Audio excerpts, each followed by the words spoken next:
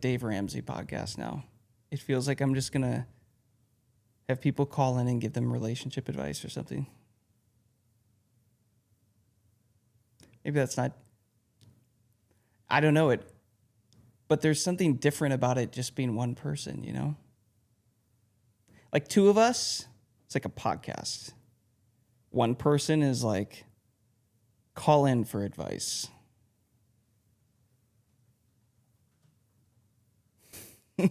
Well, yeah, you're there.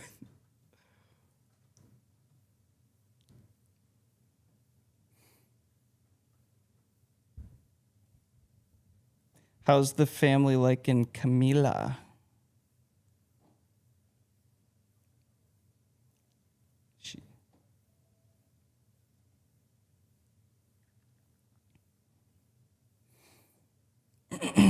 She's a hit.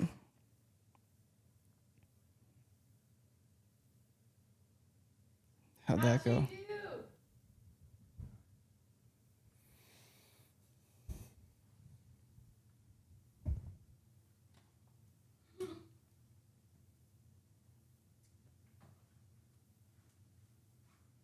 You were letting her drive, Joey? Dude, she's 2.5 months old.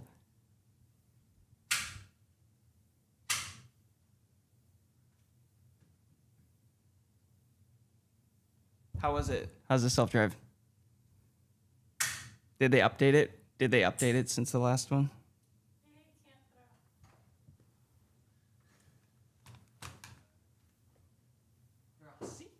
Grazie.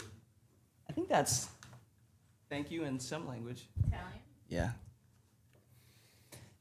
Did it tell you how long that it drove? Like you can check it on the screen to see how much of the trip it did. It's like on mine it did like 80%. It did like 80% of the trip. Yeah. It's pretty stupid. It's getting really good. Join call. Heard another voice on here. How do I see who else is on here? Oh, we got Wayne on here. What's up, Wayne? I can hear you. I cannot see you, but I can hear you.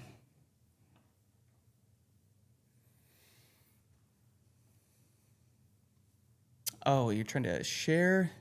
No, you don't need to share.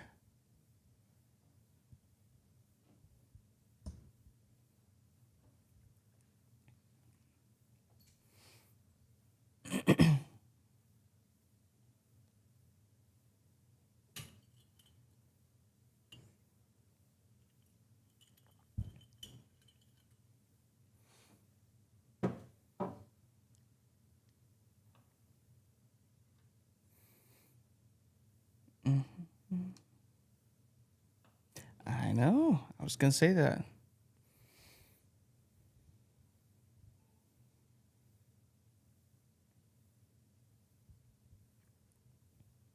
Heck yeah. How'd you find us?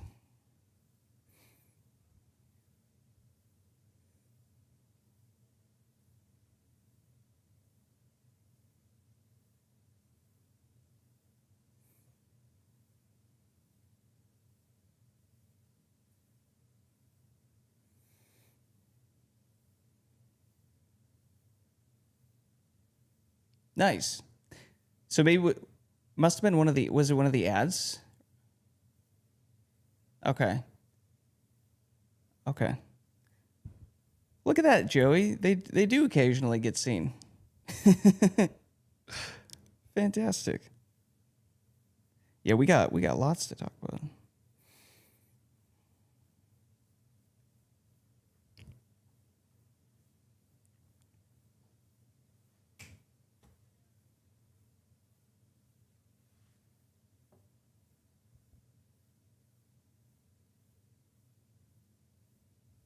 Is there more to this story?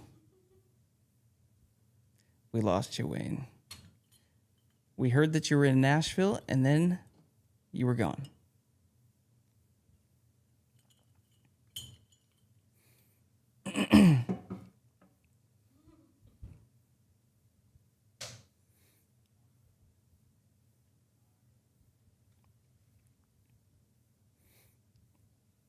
You say Pastor Timmy?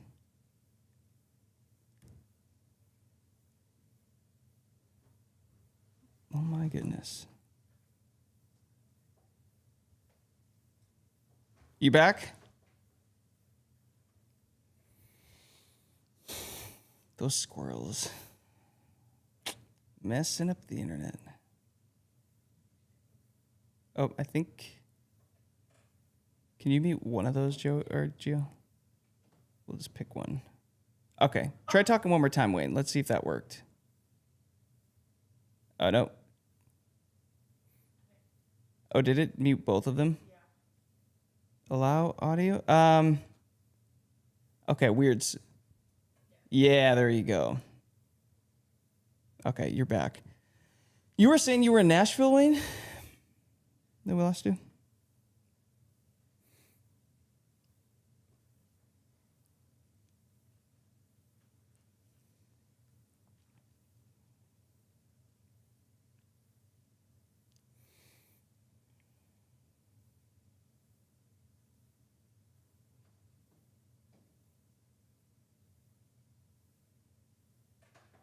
Oh, cool. Okay. Joey, where's Trace? Is he around there? Is Tracing?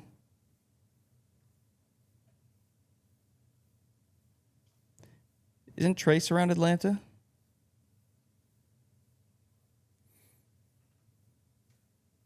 I think we have a bunch of people around Atlanta.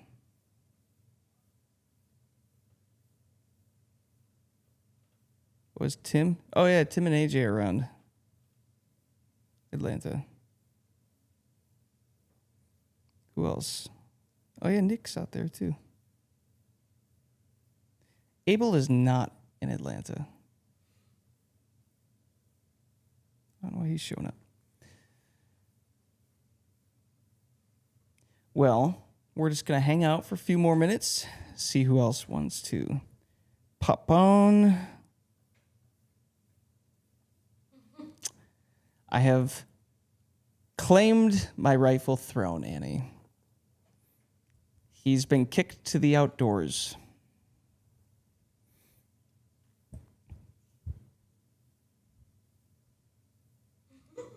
Nonsense. Nonsense. Never.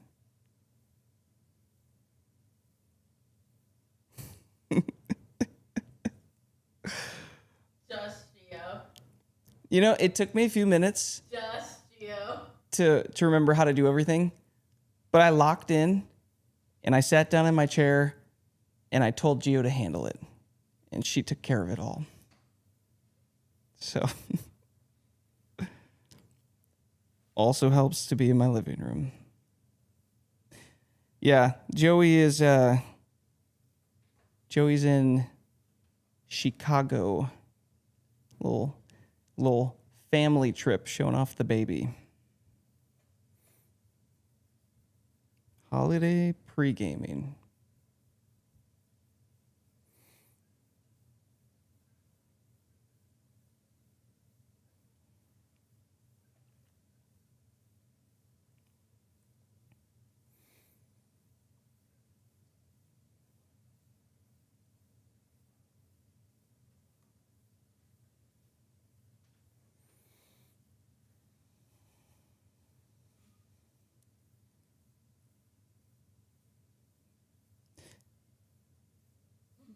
They overworked you at church?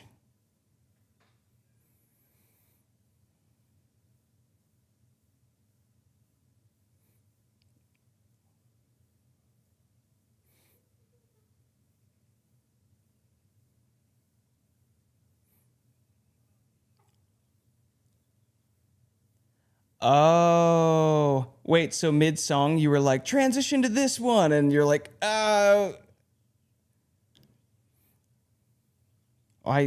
I live for those moments, dude. Joey, that takes me back to our Mass Anthem church playing days. We're like, do the major third, do the major sixth. You're just winging it as we go. Go into this song. I live for those.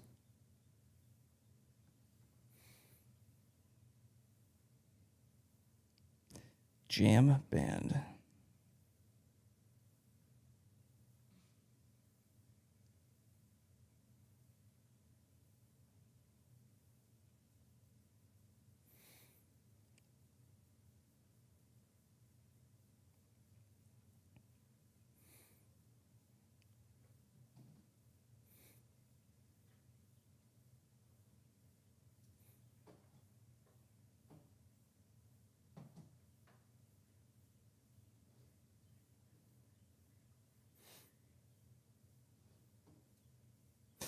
Dude, I almost forgot about that.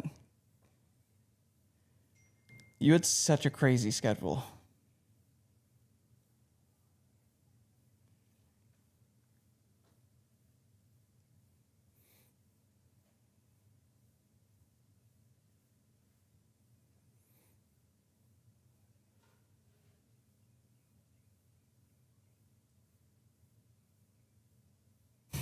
Ten to 2 is crazy. You know what that was doing? That was prepping you guys for your baby schedule. Because Diana, don't you just get up at 2 a.m. now anyways to take care of the baby?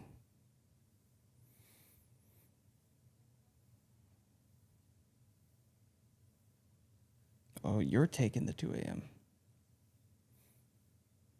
That's still happening?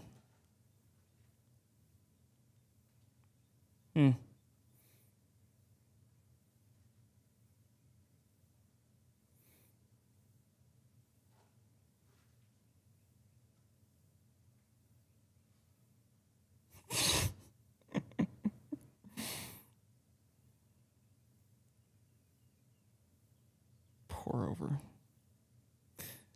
Well, if anybody else wants to hop in, they're just going to have to jump in mid-conversation. We might as well get this thing started. Get the show on the road. Welcome all to another Tuesday night Q&A call. I'm your solo host, Jason Braun. Joey has been kicked to the upper Midwest.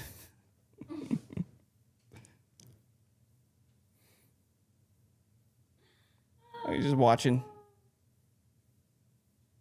Dude, you need to pull in a Lenny and just let the dog awkwardly sit on your lap. It's just so big. He looks like the size of a Lenny's dog, though. Should do that. Well, welcome to Tuesday night call. See some familiar faces. Everybody welcome Wayne. This is his first call. He just joined, I think, last week. A week or two ago. How these calls work is these are Q&A live calls. Basically, we exist on these calls to answer any questions that come up. We can get into music strategy, just across the board, artist strategy across the board. Pretty much anything you want to get into, we'll dive into. We'll do some hot seats. We'll break down brands, whatever we need to do. Throughout the call, if we're in mid-conversation with somebody else, feel free to drop your question or comment in the group chat section that you'll see in this live call. We keep an eye on that. We'll circle back to that and keep the conversation flowing. Unless we have a quiet moment, then you are free to interject, jump in, do what you need to do. I do have one update, Joey. I don't know if you have any other updates, but I'll quick jump into my one update. Screen me, por favor.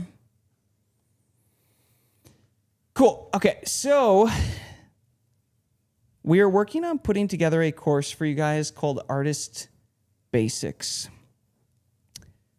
What we have been realizing, the more artists that join, is there's been a lot of questions that are coming up around the fundamentals, just general baseline, basic strategies, basic information. And we've actually been playing around with this for a while on how to organize all of this information. So there's courses in here that don't have a lot of information in them yet. Music distribution, other streaming platforms.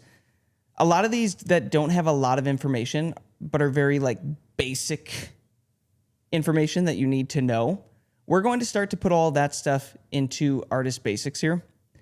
And we'll probably have this thing live, start populating this by the end of the week, so that, it's all in one spot. Otherwise, it's all spread out. It's kind of difficult. But that way we can get into branding, release strategies, distribution basics, some of the general streaming stuff, general marketing stuff, all of that. It should organize it a lot easier for you guys.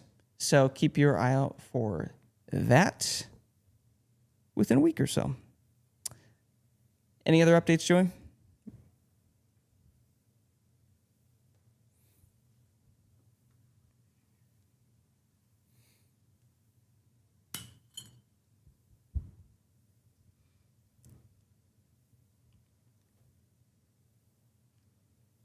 Like the last chapter in the Bible? That revelation? That's what you're going through? You have multiple revelations. Cool.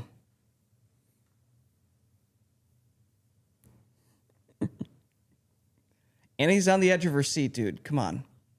Yeah, hour two. Oh,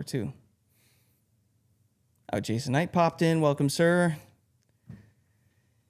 Well, I guess what we could do is, Wayne, you and I have been talking back and forth a bit about your whole music situation these days. Would you be comfortable jumping into a little conversation around that? We can see if we can help you out with a few things.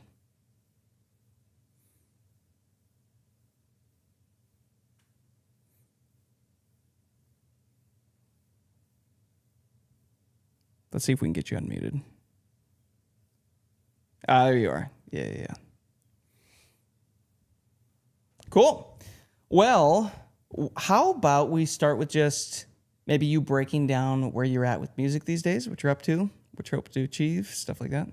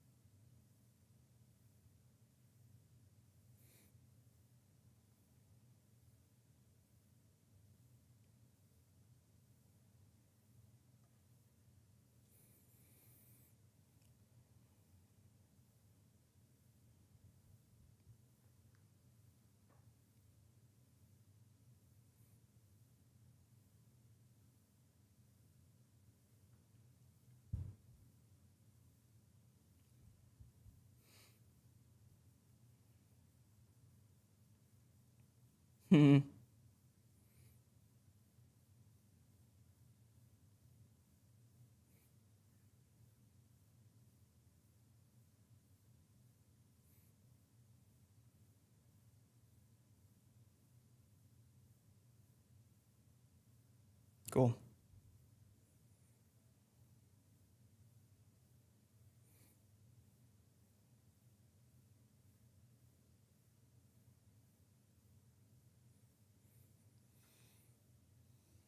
Cool.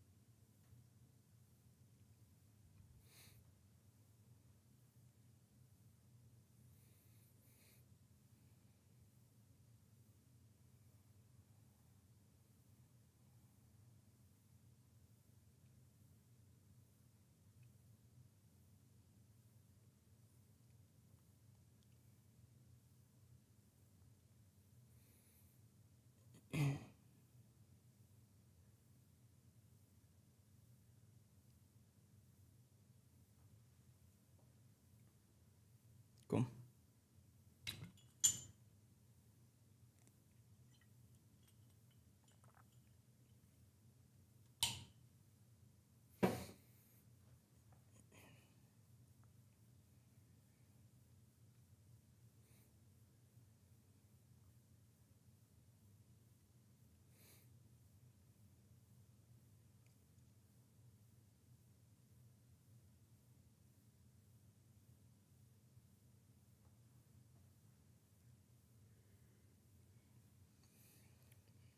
Yeah.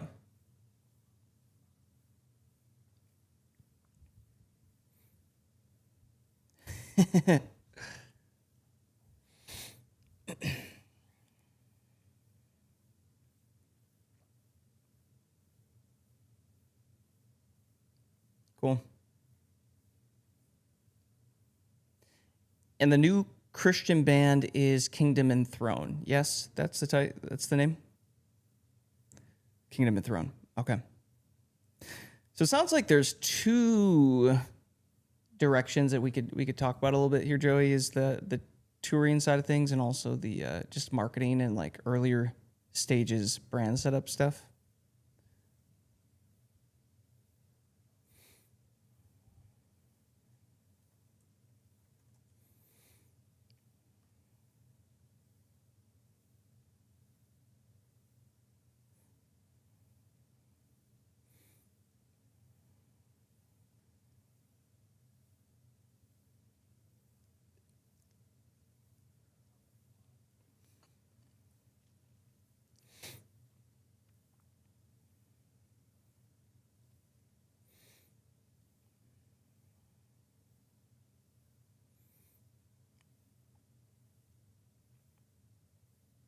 Bingo. Yeah. Yep.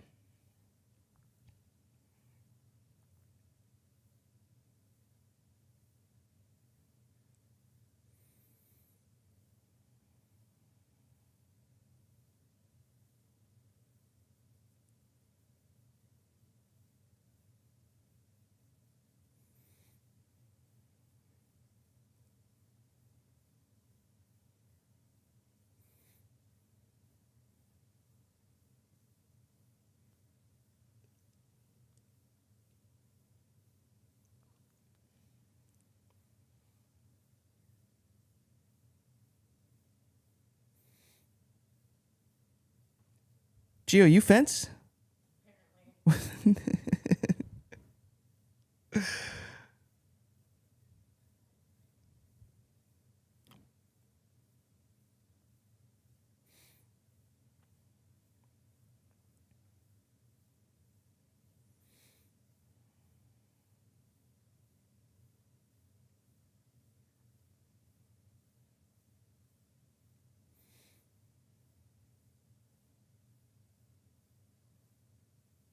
Yep.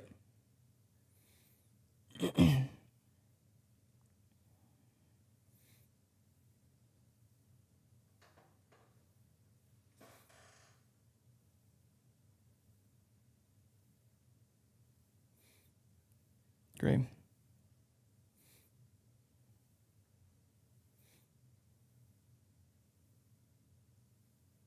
Oh, 100%. So were you using Meta Ads Manager for that? Sweet. Okay.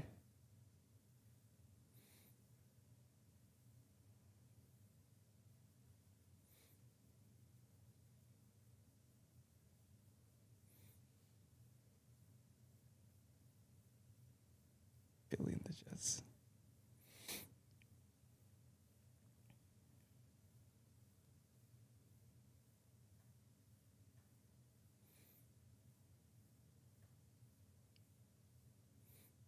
Yep.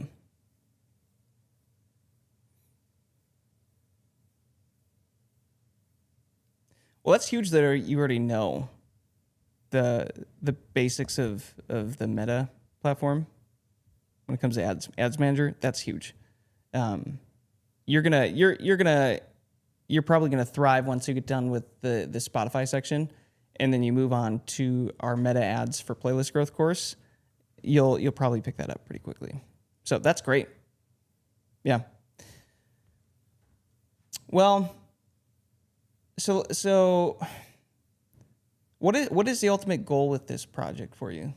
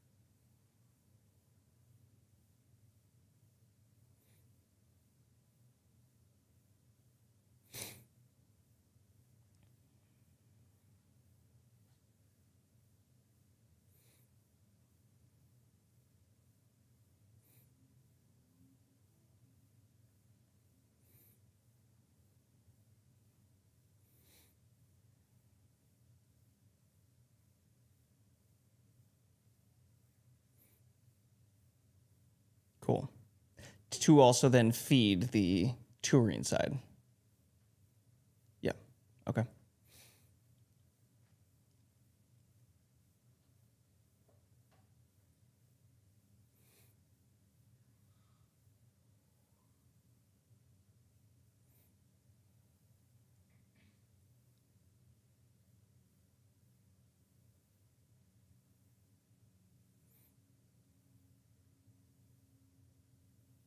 Mm-hmm.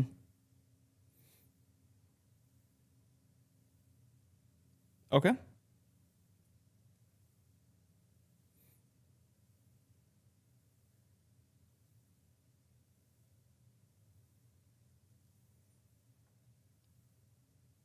Cool.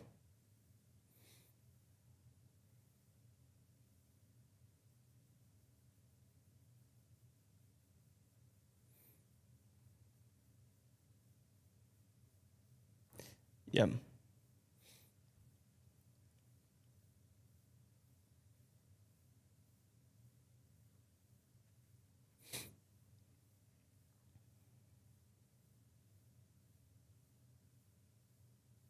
Yep. Okay, so you're talking followers on Facebook? Got you. Okay, 'cause I was gonna ask about that.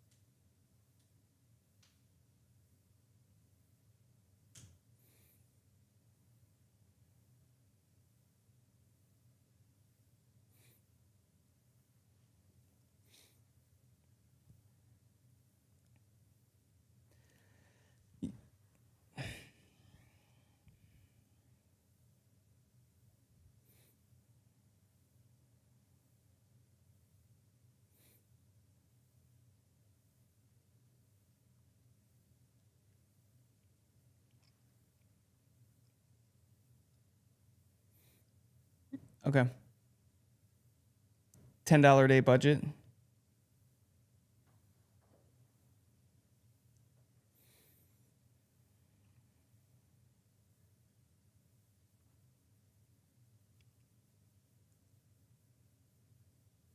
Okay. Would you say having more Facebook followers is going to be the biggest leverage point for you getting more shows? Or do you think it would be Spotify numbers going up?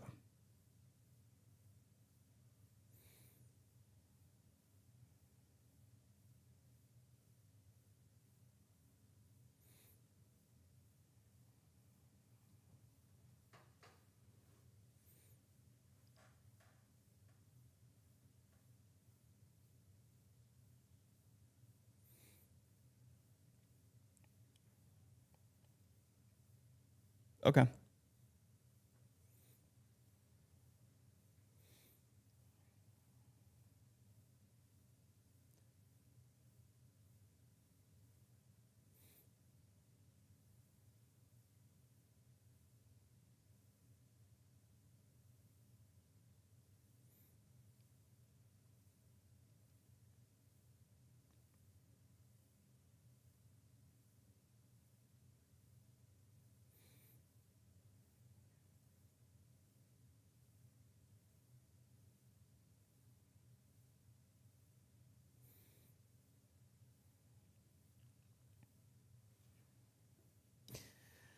Yes. Yes, you can. Well, I'll tell you what. Gio, send me the screen, por favor. So, have you been into what's called Spotify for Artists yet, Wayne? So you've been on the back end here?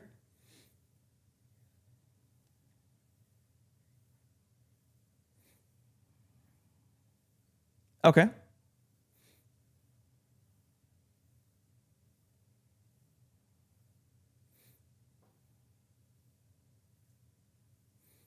Hmm.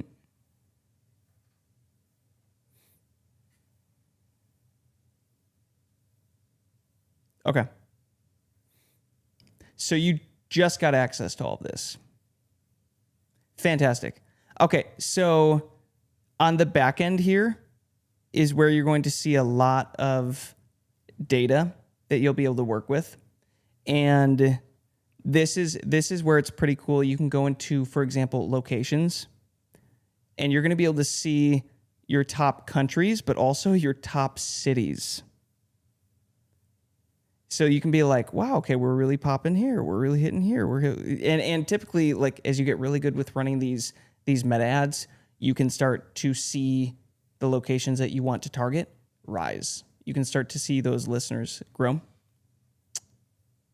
You see let's see the demographics as well. Yep, so you can see the age limits, male, female, stuff like that. This is really powerful information when it comes to shows and getting other opportunities, because you start to build an audience. You can be like, hey, I've got this many listeners in this city. If you bring me out, there might be a good chance that I could draw a few of these people to come to the show. Joey, I'm curious what your thoughts are on this, but in my head, I would lean more towards Spotify ads to grow Spotify right now for him than necessarily Facebook followers, perhaps. But I'm curious your thoughts on that.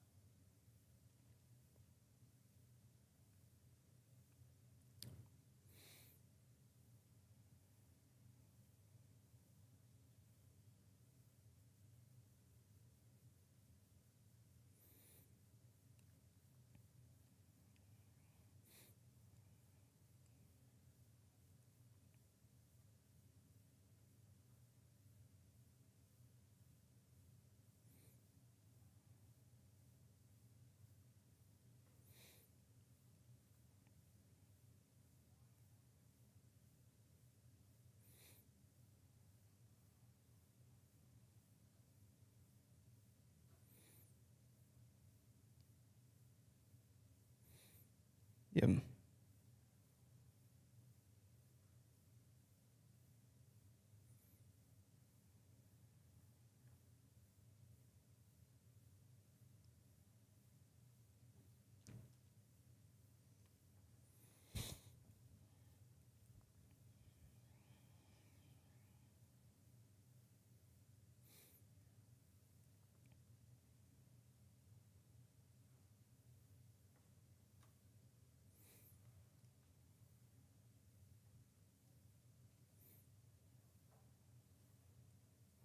Yep.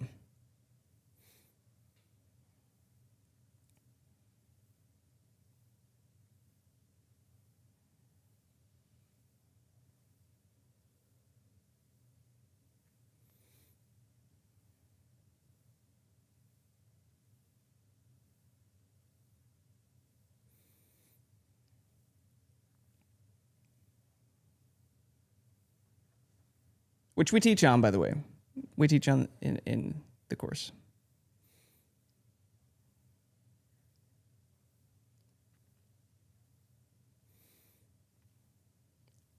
Yep. And exactly what Joey just said, our strategy that we personally use, we always first get Spotify to grow. Number one. Why? Because it has become the new ruler, like metric ruler that the industry uses to compare. Oh, should I bring this band? Should I bring this band? Should I give this band the opportunity? Let's look at Spotify. There's even a lot of artists that come to us for marketing support now before they try to go to radio because they're like, hey, radio is just going to Spotify to see if the song is worth supporting now. It's like, oh, okay. So, and then promoters are also going to Spotify to see, oh, do they have listeners? Are the songs being listened to? Do they have engagement? Okay, so they're going there as well. So when we start all of our brands, very first thing, grow Spotify, get streaming revenue slowly starting to come back, get the algorithms triggered, start to put out a good catalog. And then after that thing starts to take off, then we have a little margin with our time and energy to start focusing on social media. Okay, now how do we start to set up an organic social media approach? We're not just going to boost videos just to get likes and fans and everything that way, because those platforms will say, hey, we are happy to let you pay us money to boost something. And they'll give you a bunch of fans, and typically nobody engages. And you're like, okay, is it a vanity metric? Some of these boosts and stuff like that. So we're like, we'd rather play the organic content side of things and then keep that going with Spotify and play that game for a while.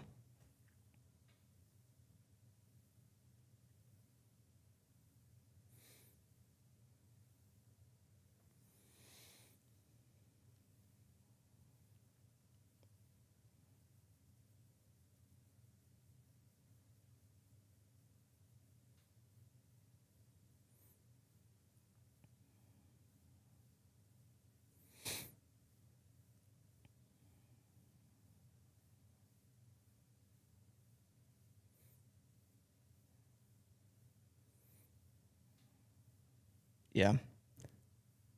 Yep.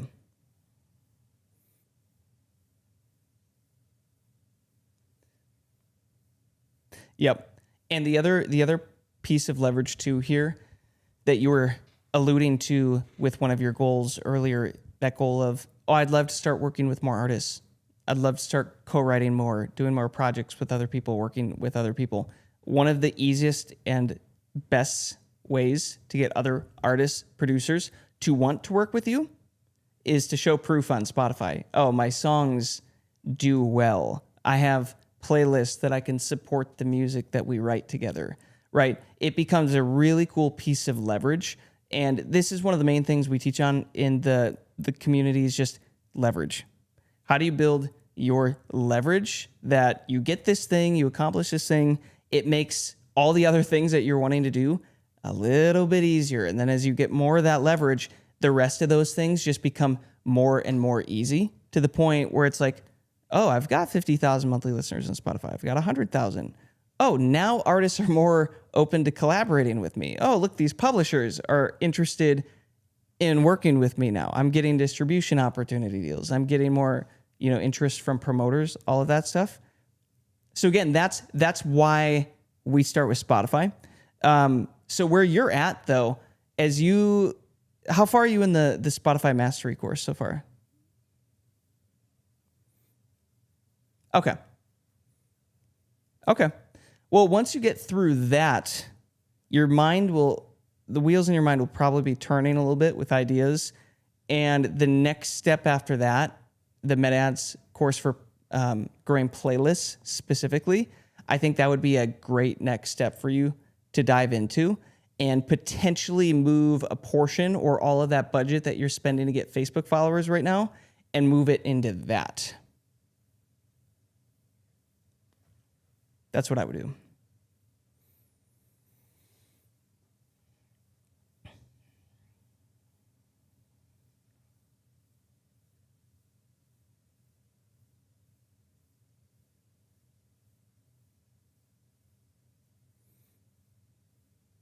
Cool.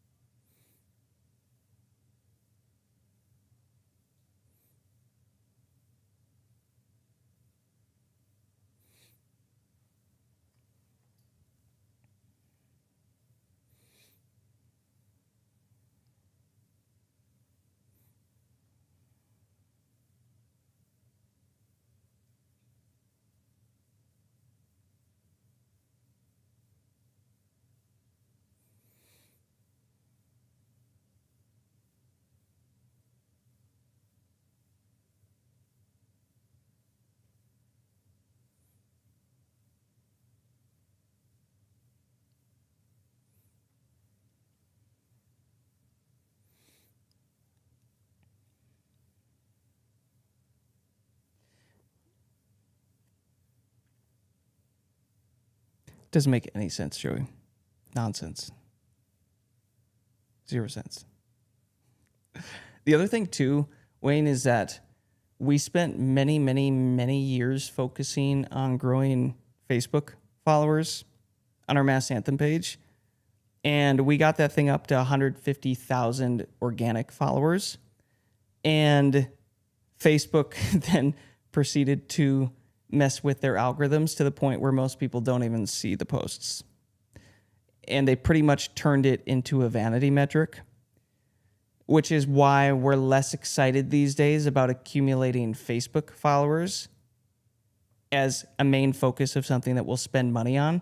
We are absolutely down to accumulate followers on Facebook, but more as like a byproduct of everything else growing, and it kind of spills over there. For example, with Eleni's recent album that she's doing with us, with Anthem Worship, we've been focusing so heavily on the growth and growing her on Spotify, and we've been going all in on this organic content strategy that her Instagram has really started to grow. She's probably up almost 50,000 followers now on that.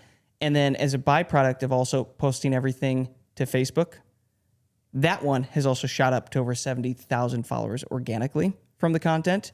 And like we didn't spend money, and it wasn't even necessarily the focus. It just started growing. And with our content, we're always posting our content across all the platforms. So if we're going to post it to Instagram, we're going to post it to Facebook, we're going to post it to YouTube.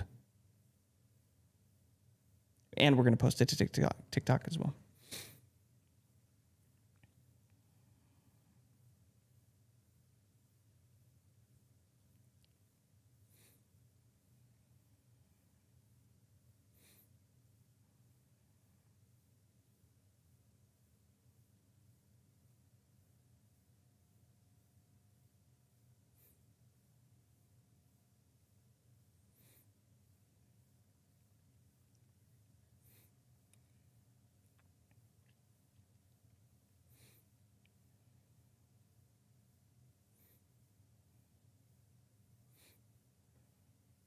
Exactly.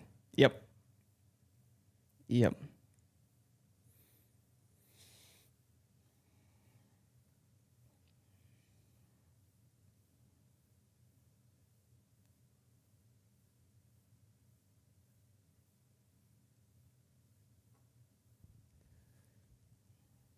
Yep. Exactly. And there's one more element too here, Wayne, of how do you get a fan to really stick when it comes to Spotify? And there's something that we bring up a few times in the curriculum called stickiness factor. It's like how do you get a listener to want to actually follow you on Spotify and stick with you, follow along? And one of the biggest things is the number of songs that you have released. There is actually a lot of correlation between more followers once you have at least 10 songs released and less people wanting to stick and follow along when you only have less than 10 songs released. Because what is that showing to them? Like, what is that telling them? It's like, oh, okay, the artist doesn't release very frequently, very often. There's not much for me to go binge of their music. They must not be like doing this thing very seriously. It must be casual. That's less exciting to follow as a listener, as opposed to they land on your profile, bam, 10 full songs that they can go down and listen to. So, yeah, jump in.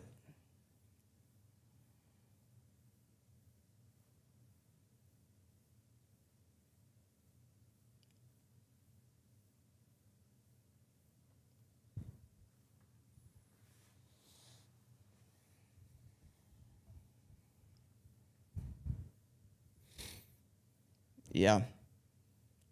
Yep. Yep.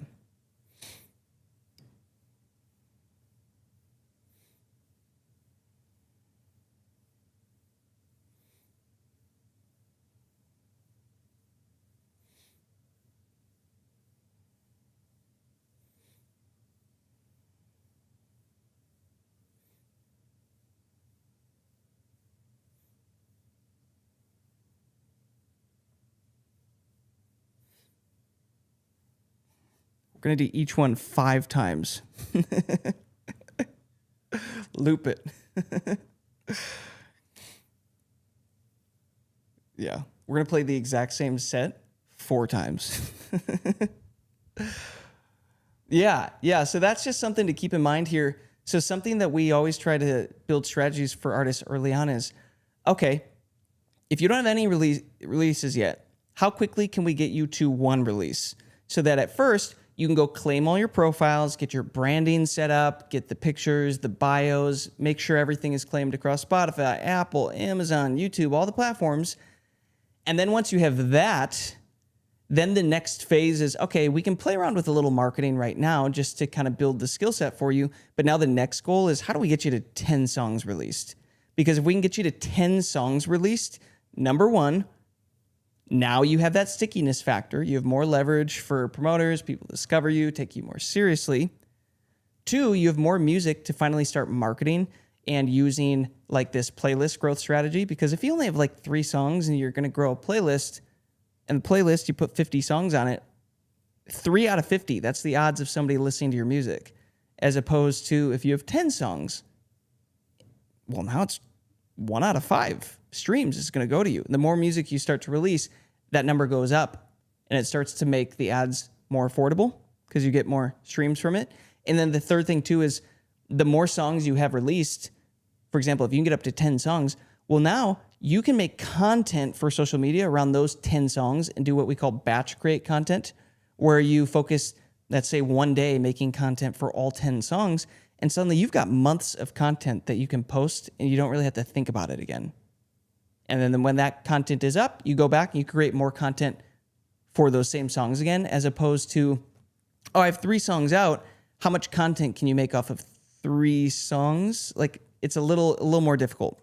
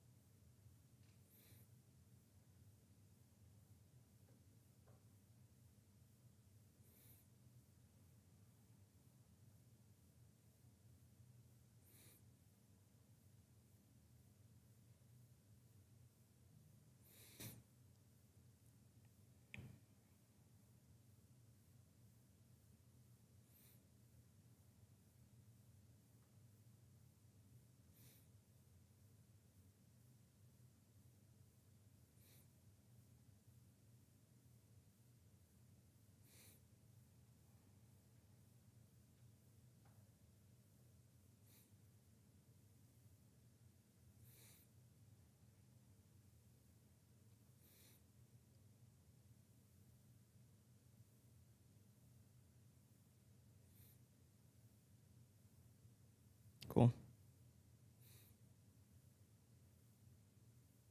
Cool. Yeah. Any thoughts on all that we just covered? I know there was a lot, but I think the right next step for you, Wayne, is to definitely get through the Spotify course, and that should again get your wheels turning more.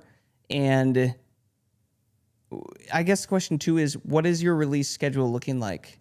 So you've got 3 out so far.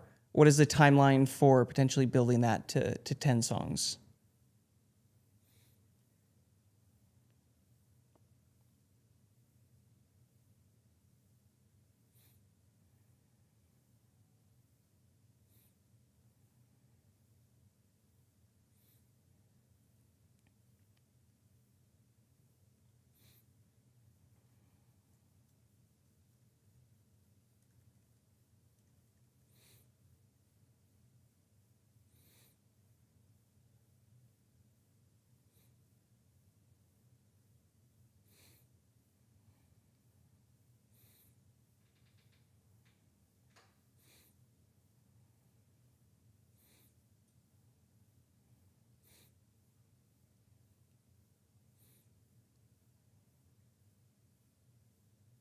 Cool.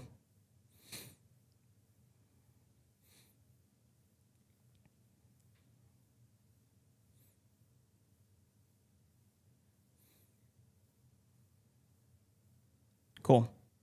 Okay. This is a cool looking studio.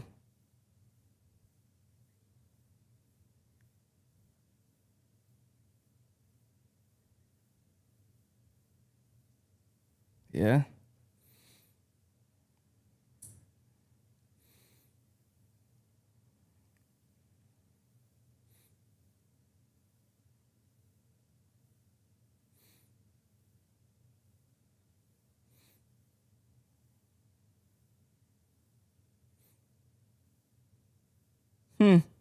This is cool.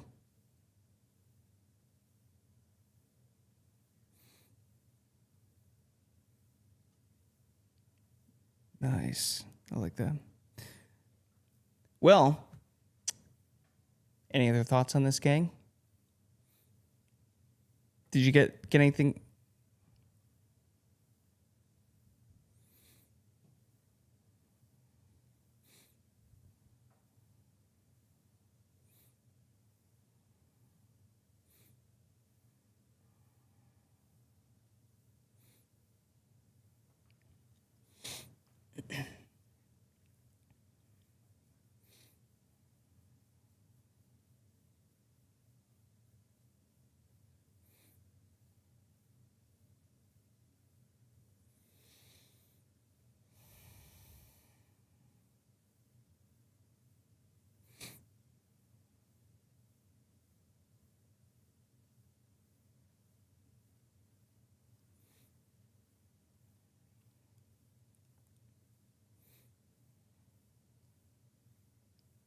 Yep. Cool.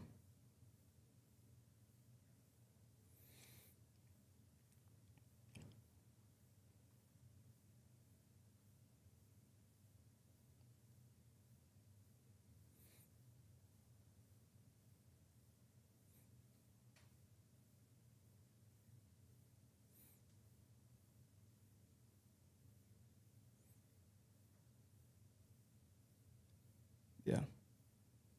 Cool. Cool. Well, this is good chat. Hopefully, you got some value out of this one. Cool.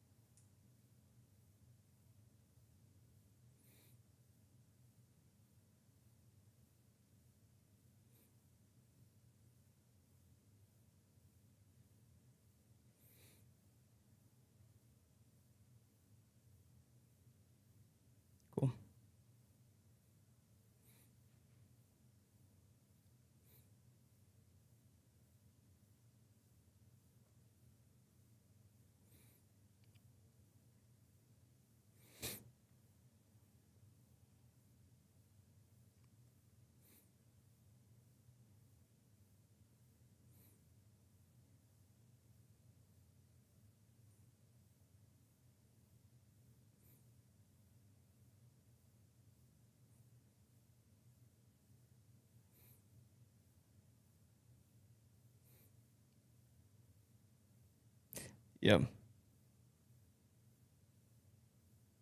Cool. Cool. Well, I'm excited to see how this plays out for you. Glad you found us. Yeah, glad you're here. Does anybody have another topic they would like to jump into? Speak now, or forever hold your peace.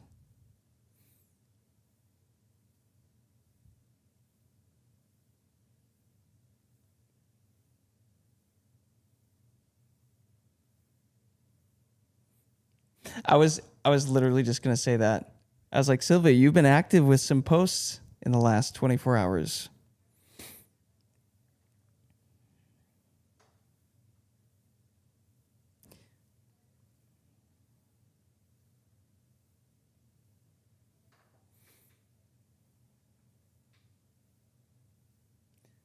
There we go.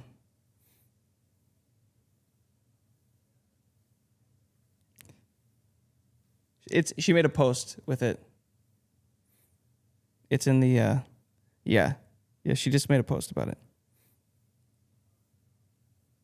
Should we play around with this for a little bit? This might be fun. Yeah. Okay, Joey, I've got the link if you want me to pull it up.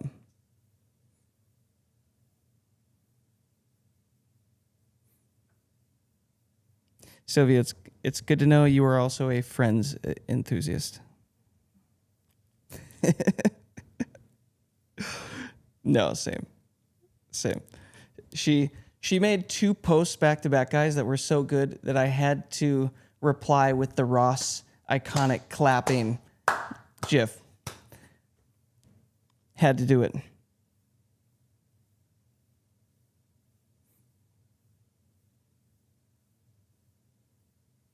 Let's do this.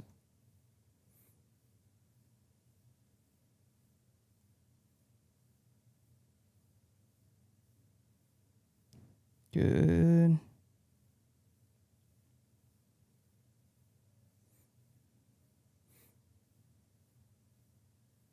Okay.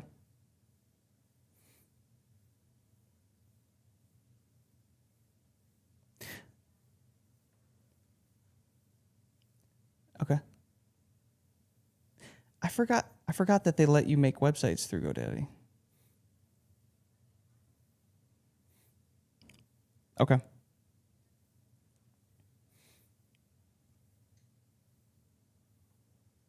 Not at all yet. Who's got a website in here? Anybody have websites for? Okay, Jason does, Timmy does, Sylvia does. Wayne, you do?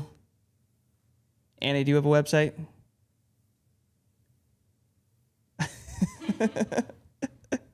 Share the website. Somebody go find Annie's website right now.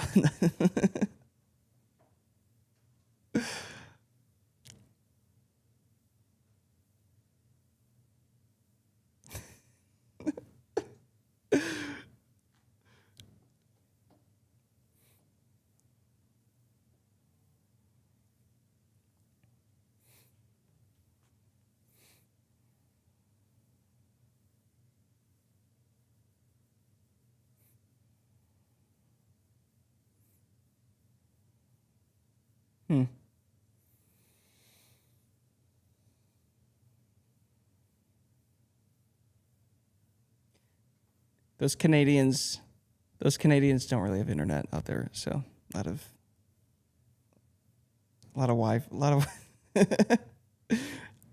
I've actually been there. Born and raised in the country, Wi-Fi can be a problem.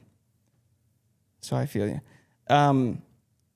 Joey, do you have any thoughts leading off on the website side of things for this?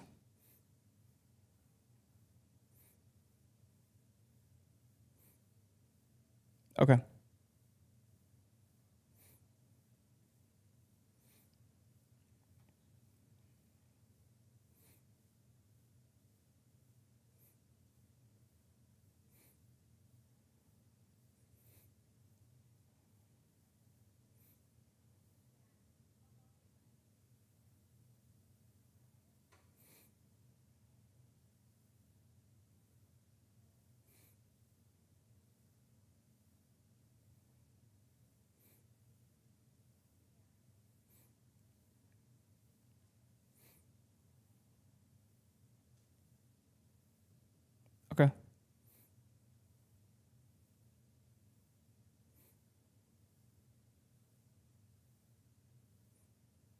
Yep.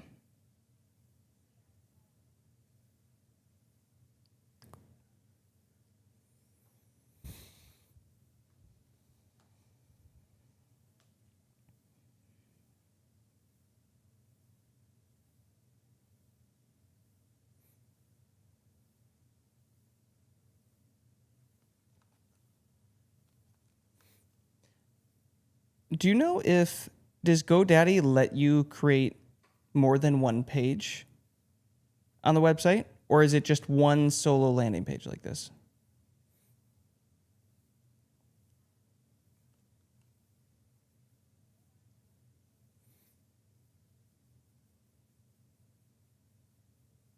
Okay.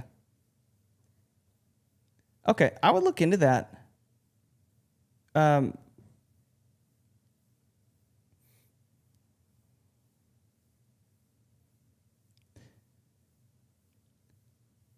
yeah, yeah. If GoDaddy specifically on her plan that she's under right now, if it will let her create more pages than just one page. So, like for example, if we go to the Anthem Co website, you're gonna see we have our main homepage, landing page set up, but we're also going to see other options: about us, education, the Anthem network, different tabs that we can do.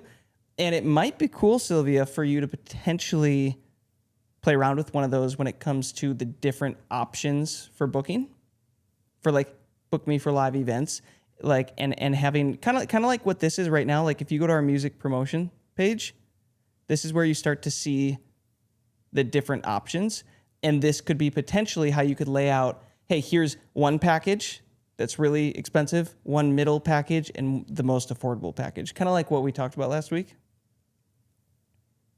Just an idea.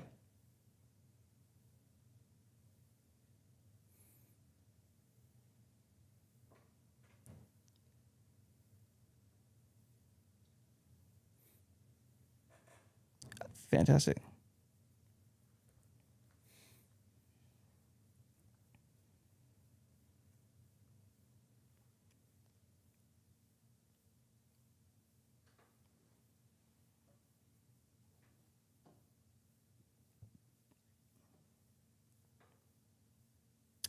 Timmy says you can absolutely do that. My company does that for all the clients. It's included 50 pages, up to 50 pages. And that's through GoDaddy, Timmy? Sweet. Heck yeah. Yeah, Sylvia, you need to have.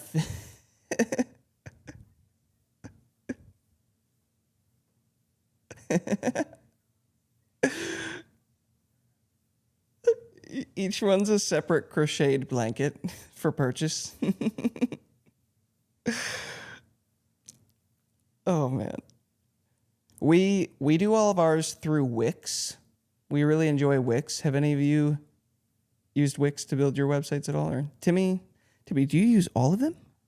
Are you in all the?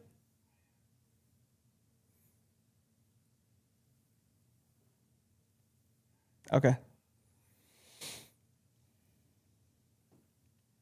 Okay. Cool. Okay.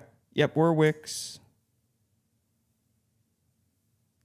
Annie says she uses Wix for her mysterious hidden website that she won't let us look at. Jason, you use Squarespace. How is that? Not bad?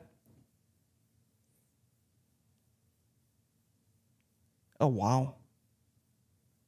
You're in the weeds. Okay.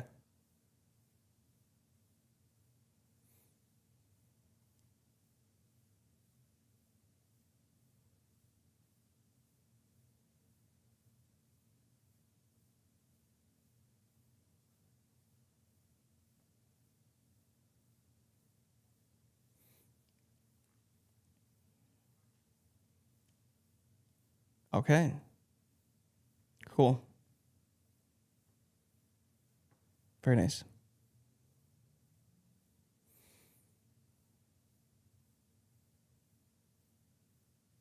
Oh yeah, it was in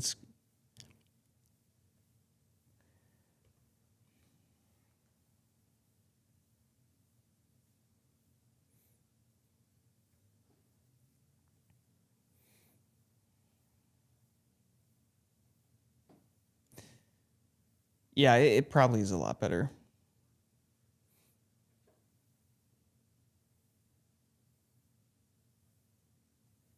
I'm looking it up.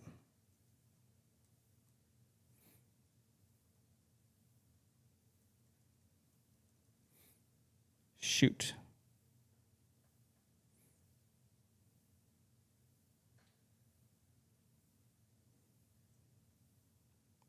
Live shows?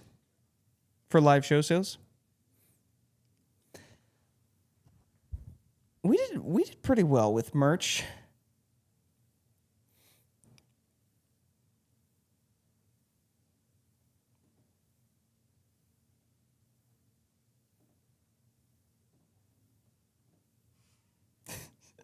I know she's panicking, trying to undo it right now. Yeah, she's in the software. Do you check this out? Watch this. Watch this.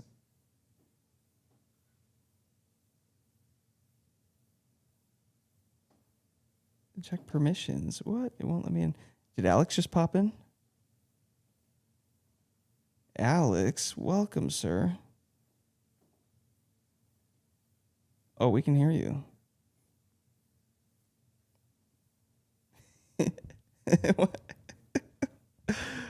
You're not alone. Gio, I'm gonna see if I can quick hop back on the call and potentially leave call.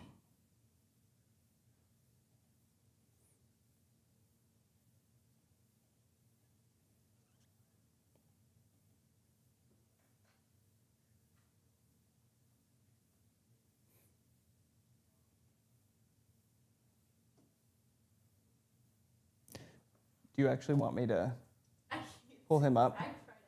Like, do you actually need it? Because what you could do is, Gio, if you hop on the school call with your phone, show him where the screen is at if you want. Mine's for some reason not.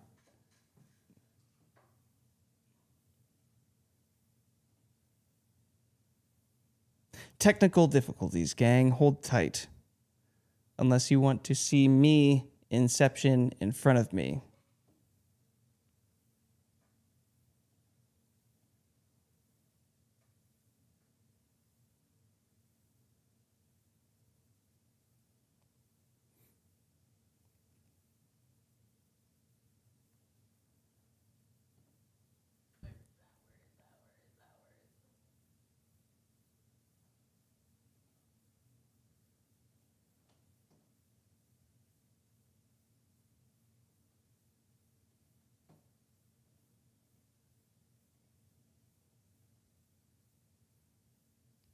See if we get lucky.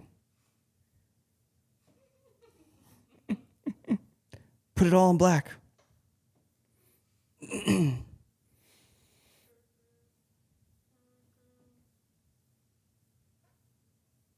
She's throwing her hands up in confusion.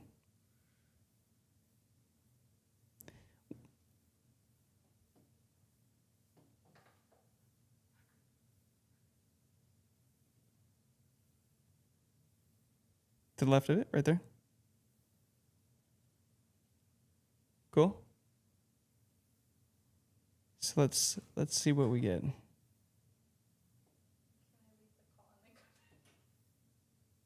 No, I think if you leave the call, well, can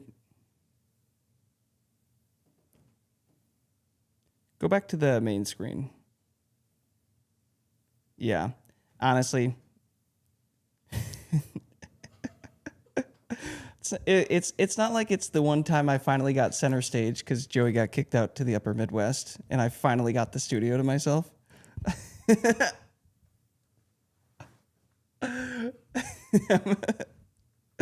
I'm like having to sit up. I know.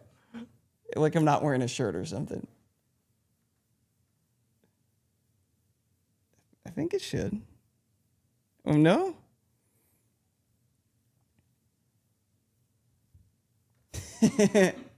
Oh, dear. Oh, dear.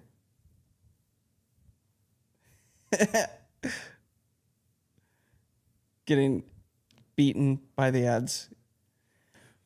I don't know why it keeps going to everybody that's already in the network. It's hilarious. You fixed it? What'd you click? Okay, so you don't know what you clicked, but it's fixed. Okay. We're free. We've done it. Nice work.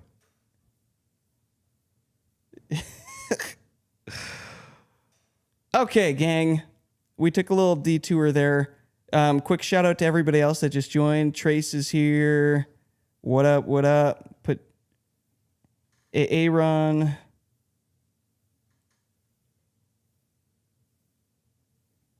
He might have us on mute.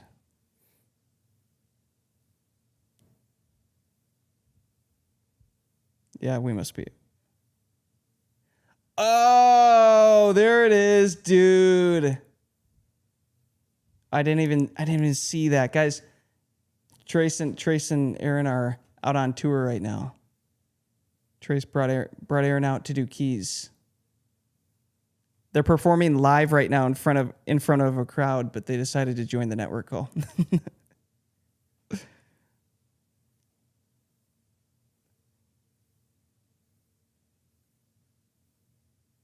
Van's holding up.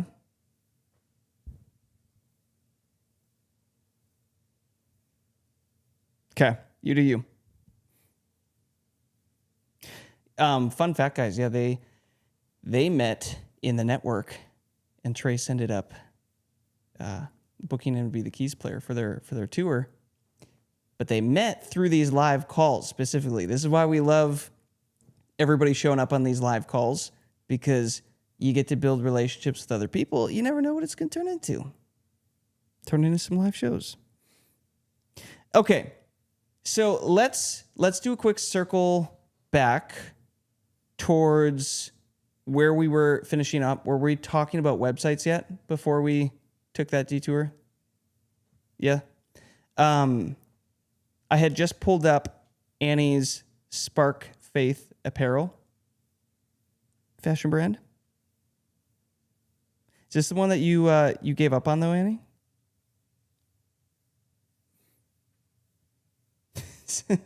So what happens if I buy something right now?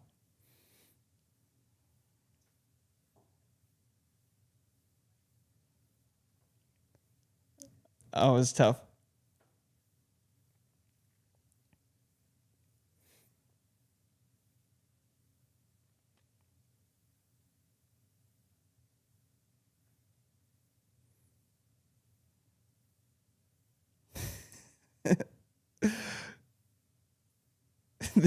This sucks. I quit. Website looks nice though. I know where we were. Wayne, we were talking about merch sales specifically with Mass Anthem and how those did at the live shows. And Joey, would you say the merch sales number one, they tend to do better at camps, but also some camps flopped. Like it was kind of hit or miss, because I know we did some camps and went back and played those same camps for Anthem Worship, and like, you say this many people show up.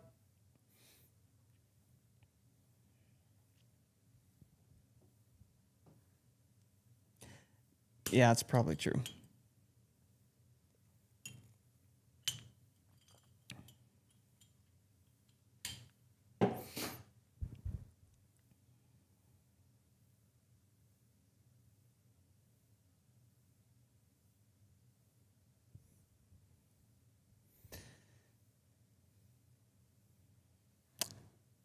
The other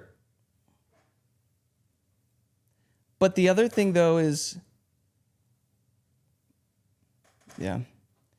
But the other thing too is, when we started, I guess we didn't play enough shows of the new show that we built with Tom Jackson's new setup, that live music method setup.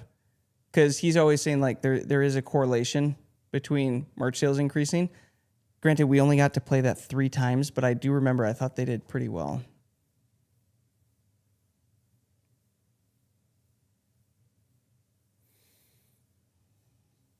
We were selling so many shirts, COVID shut us down. It was jealous.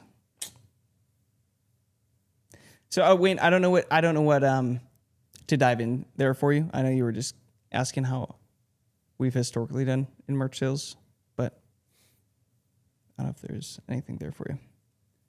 Can you pull up the comment section one more time? Let me see who we...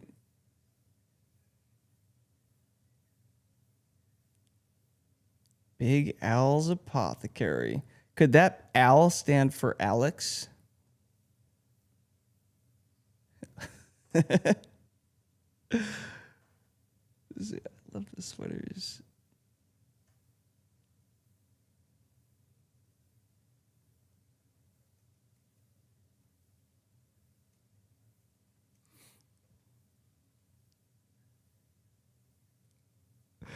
Is this it? Did I find it?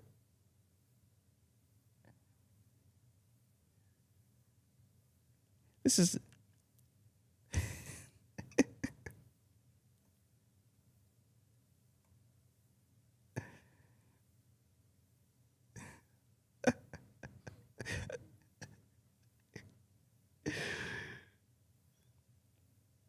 Dang. I thought we were gonna get some actual like apothecary. like Alex got a side hustle selling lotions and perfumes and medicines. Oh, this one might be my favorite.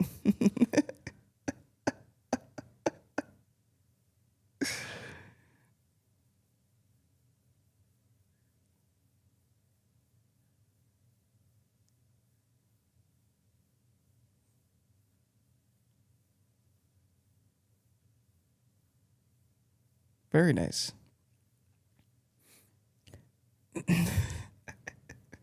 Hey, have any of you linked up your merch stores to Spotify to try to sell merch through Spotify? Nope. Did anybody know that you could do that through Shopify?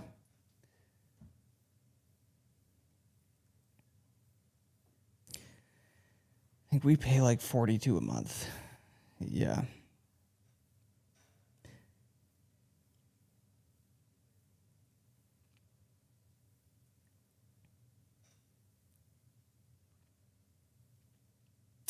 Yeah. Nope. A couple months ago, I think we made our money back for the month, for that month, for the 40. Yeah. Yeah. Yep.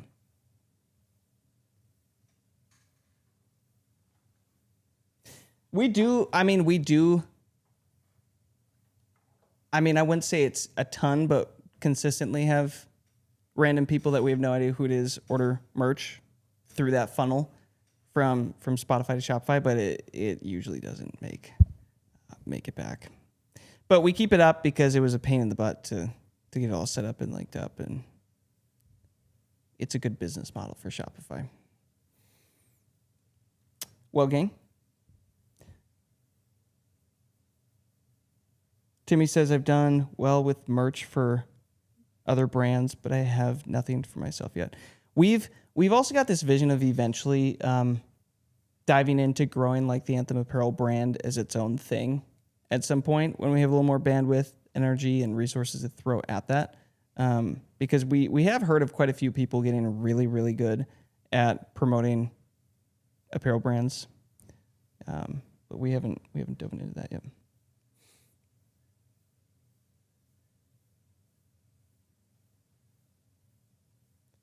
Anchored.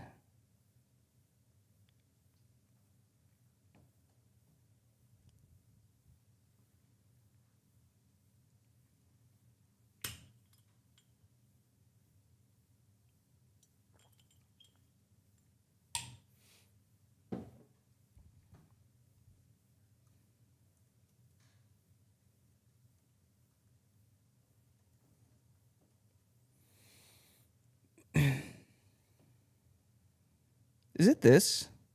Gio, can you share my screen? Anchor Collection.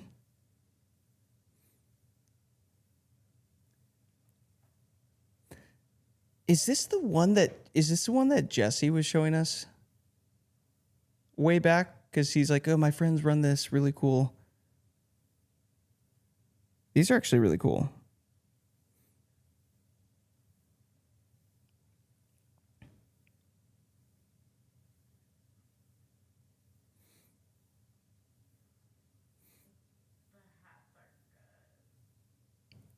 I like this. Gio, make us this merch. Bestseller. But put a chicken on it.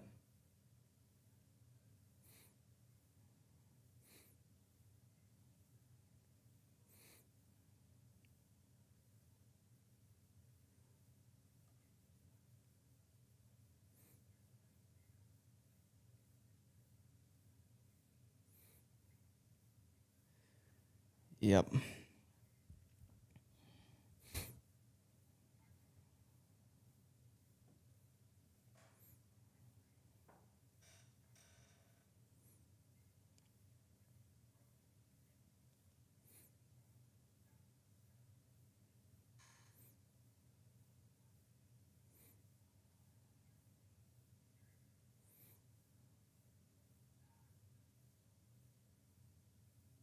We learned that lesson the hard way, Timmy, because we made we made a bunch of shirts that it turns out artists think are cool and will wear, but fans of worship music couldn't care less. And then we went to some events and tried to sell it. We were like, why is nobody buying our super cool shirts? And then we realized we didn't make shirts for Becky. We made shirts for Becky's son, who is an artist. for That's a real thing, though. Because here's the thing, too, guys. We've noticed a lot of this merch is cool. Like, this stuff, I think, is cool to wear. A lot of the merch that we've seen sell really well for ourselves, and like Mass Anthem Worship back in the day, are shirts where Joey and I were like, we would never wear this. Like, we don't think this is cool. But then the people at the show are like, this is awesome. Like, I love it. It's like, okay, we have to make something that isn't for us. So you're spot on there, Timmy.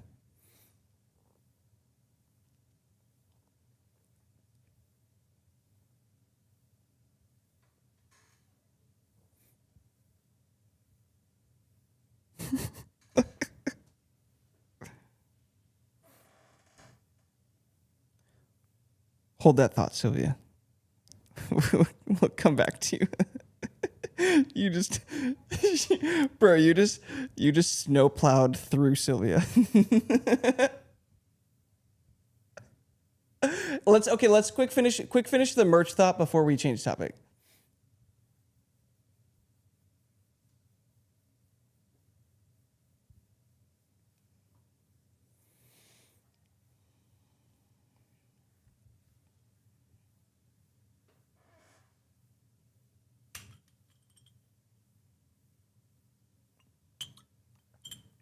Oh, nice.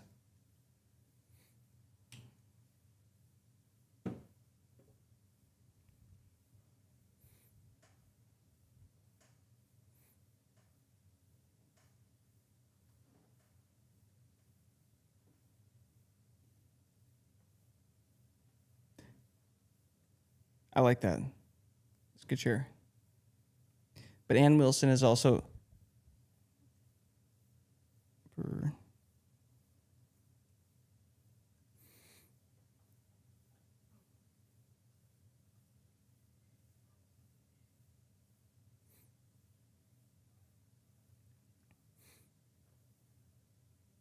Gio, throw me in the screen a sec. Here's Upper Rooms.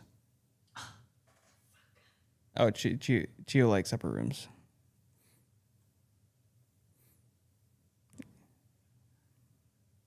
That is wild. And a mesh tote. Ah, they're doing it, guys.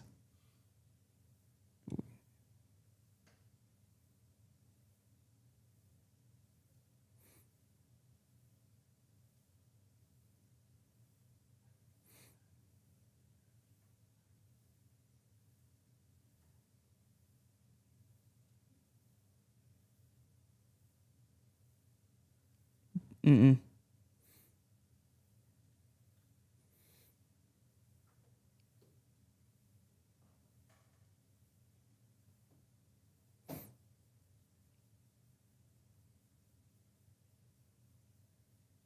Drop the link.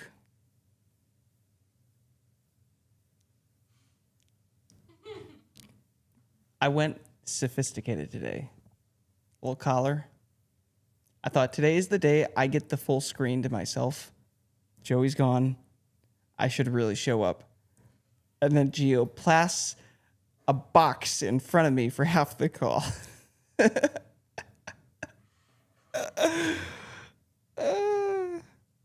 That was funny. Who had the topic change? Yes.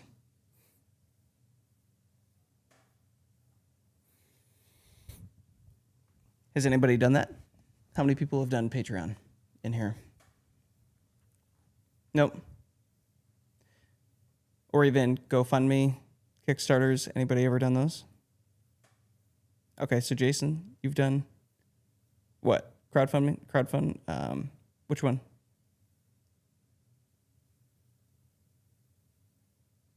Okay. How did they go?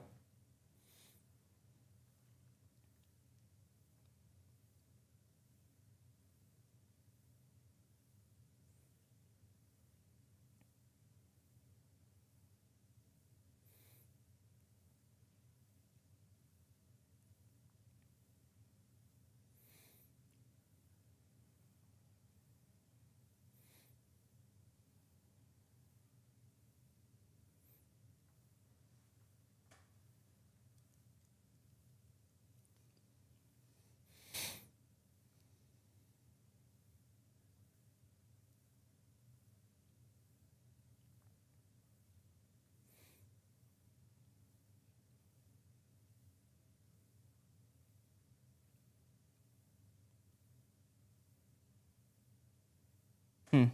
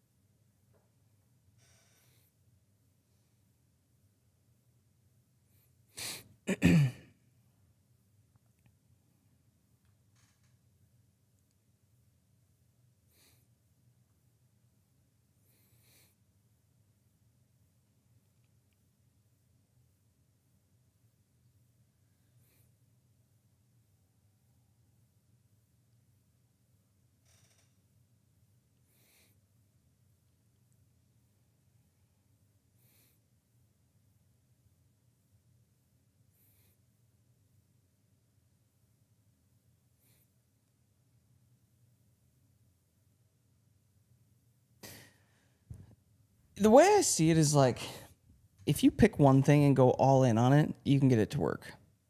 Like we didn't have school back then. Patreon was the only thing. I think Kickstarter and GoFundMe were around then. Didn't Mass Anthem do a couple of those, Joey?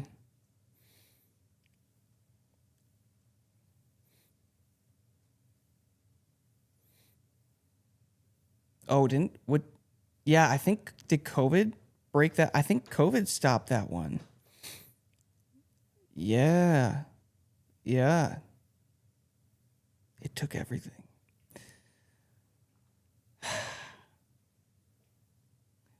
The bats, they got it all. Yeah, so one successful one there. Today, our mentality is if we have to choose something, we're going to choose a school platform.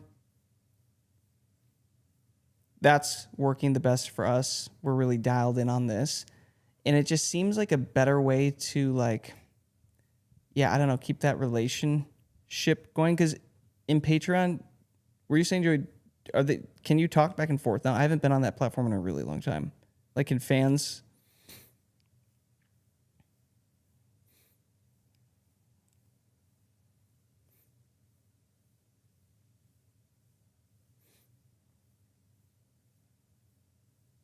Okay.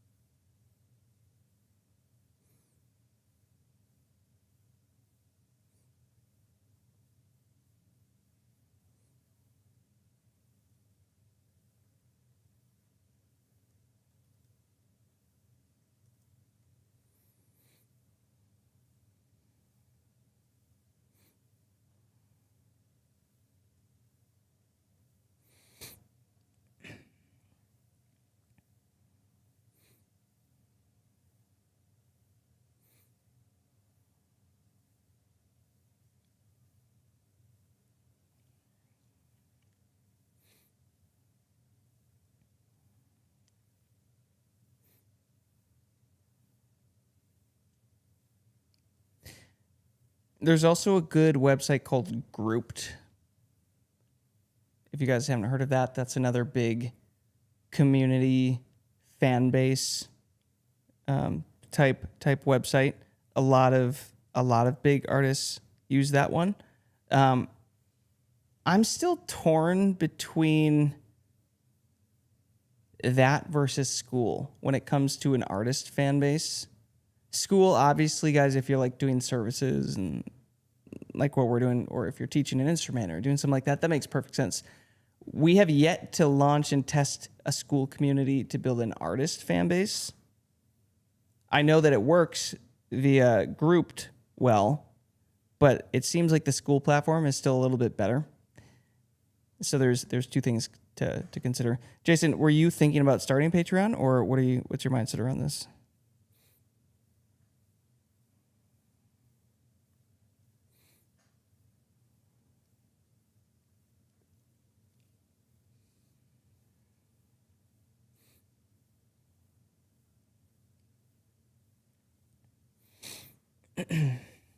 Exactly, yeah.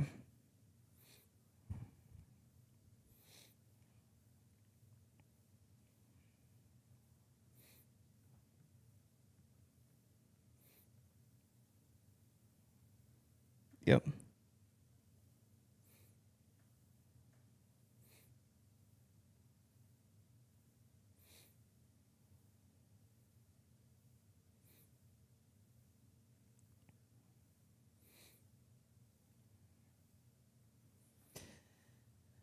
Yeah.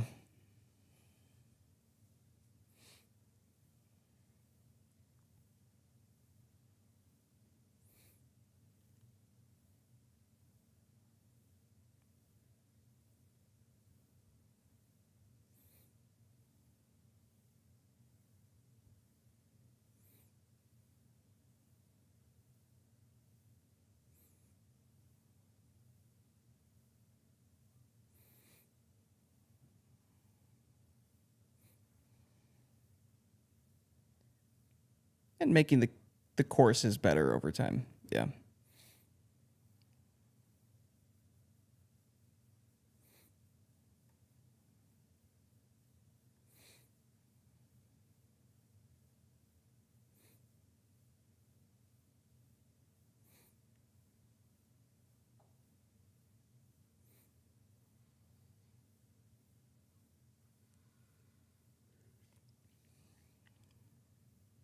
Yep.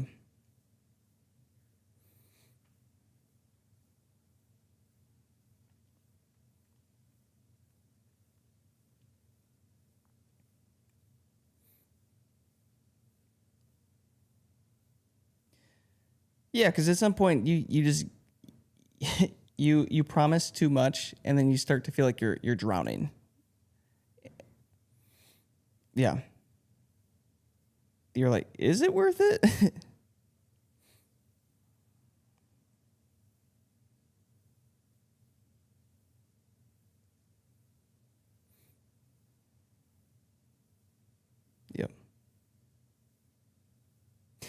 I don't know if that was helpful or not, but these days, yeah, we're a no-go for Patreon. We'd rather go school or community, more interactive, tier-based access, stuff like that.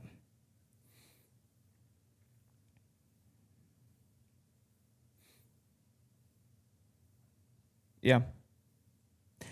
Timmy has a good question that's actually on topic with this. He said, how do you get over the idea of asking for money or starting a Kickstarter? Ooh, that's really good. Are you planning on doing a Kickstarter or asking somebody for money, Timmy?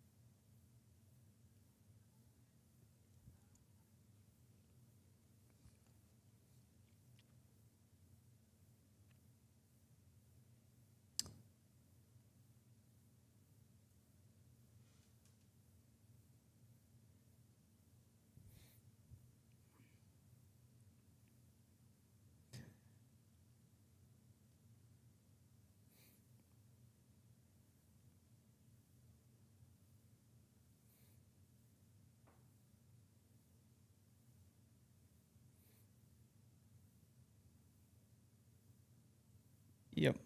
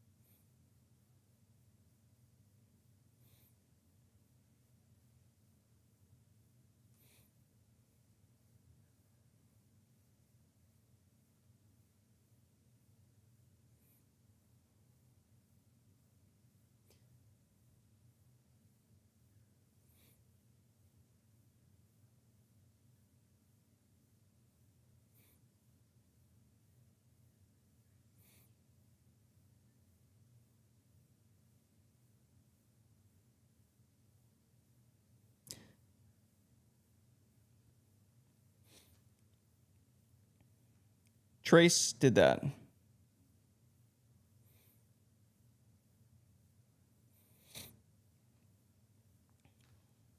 Yep.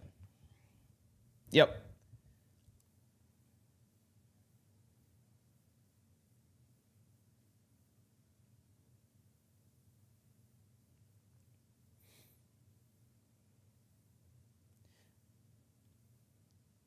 Yep. I'll give you an example of this. Back in the day, my tour managing days for Citizen Way, they set this structure up. They did really, really well for it.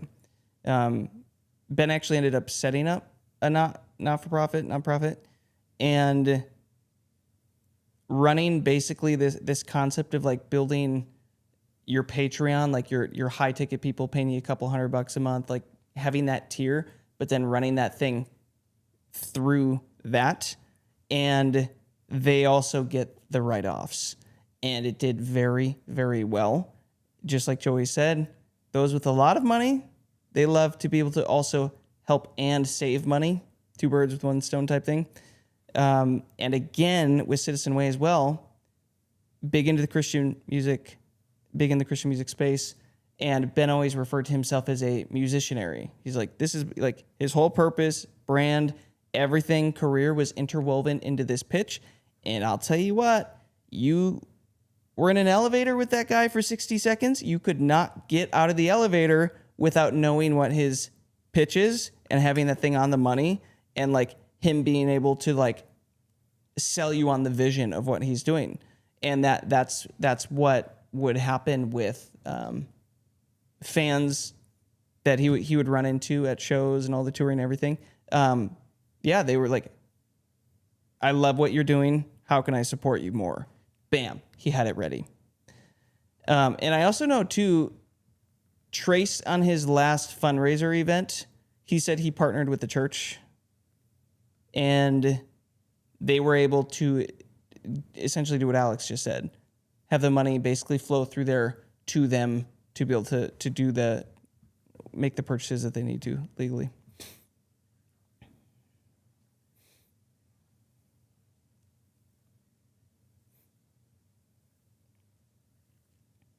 Cool. Oh, that's really cool. I didn't realize that's how you guys set it up. Cool.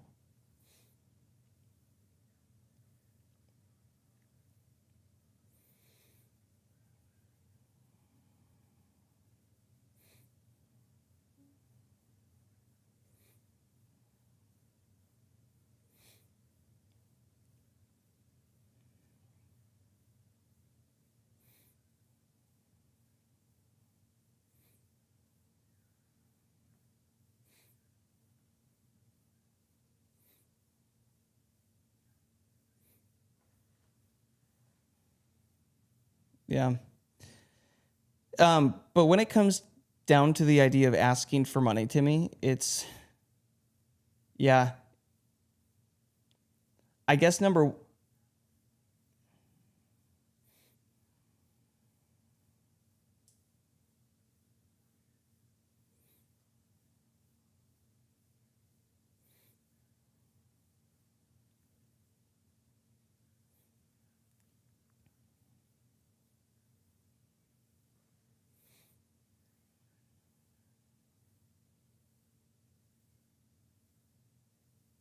yeah.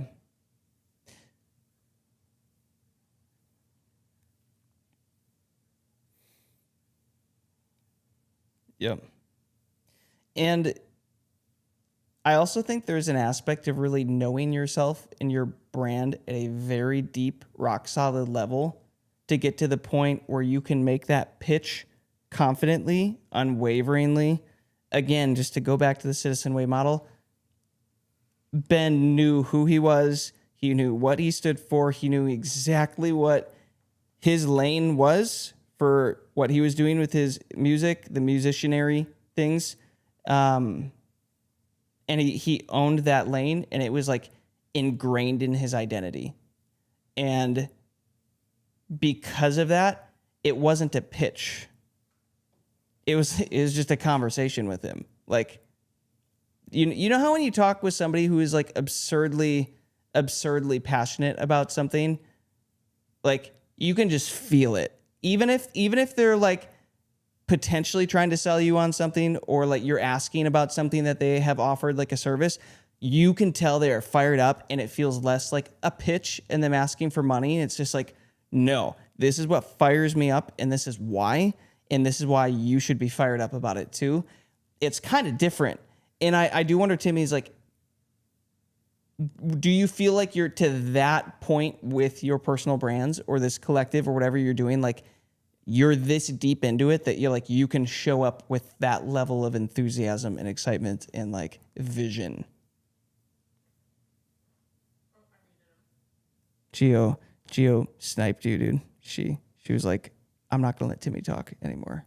You're gonna have to unmute on your end. She's Gio censored you.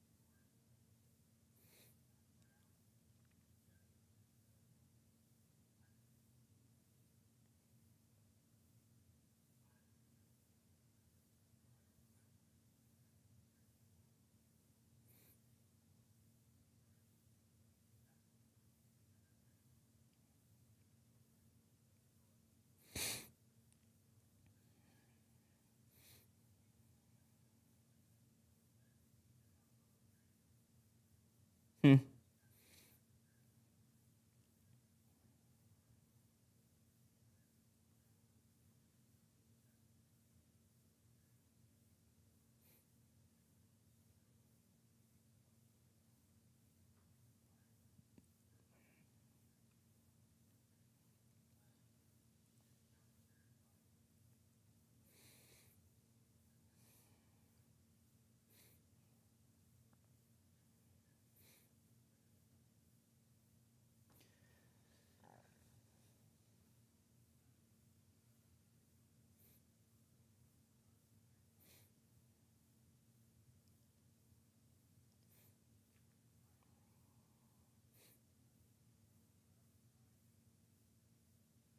Same.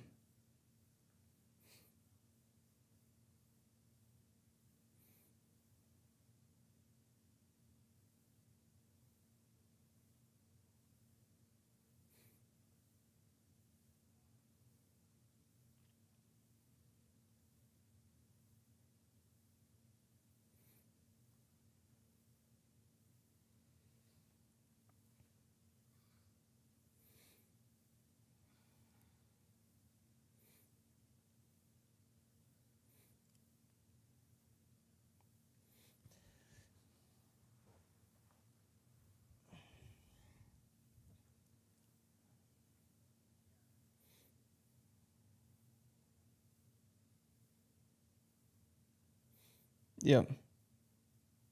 Yep. Annie's hopping off. Goodbye, Annie.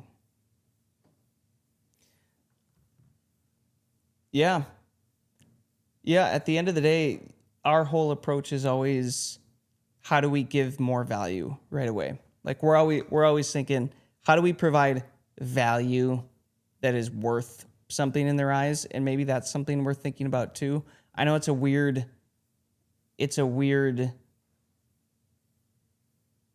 process of trying to fit that with ministry. It's like how can I provide value to these people and solve a need or an excitement for them and also have that attached to an offering or a service? And yeah, some of it might be, this is my ministry, would you support me? Like it could be the missionary model. Hey, I go do this. You guys aren't able to go out and do this where I'm going out and doing the thing. Support me because you can't do it yourself. A lot of people want to do that. They'll vote with somebody else. They'll vote behind somebody else with their money, right? Um, but that's interesting. I'm just thinking. I'm trying to think of ideas for you of like, yeah, how do you bring value? Again, the whole tax deductible thing. That is, it might not seem like it, but that's a piece of value because you're solving a problem. Yeah, huge objection.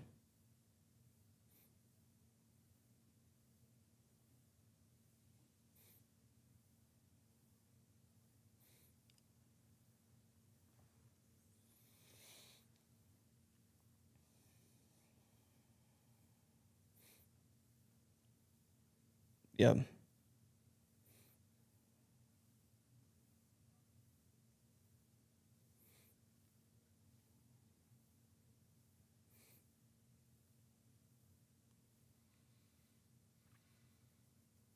Yep.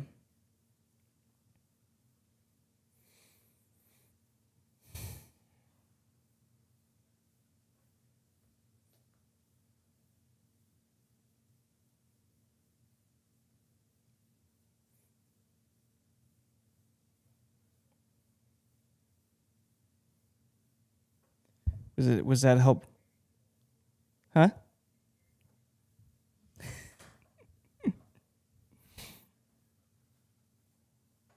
They can't say no.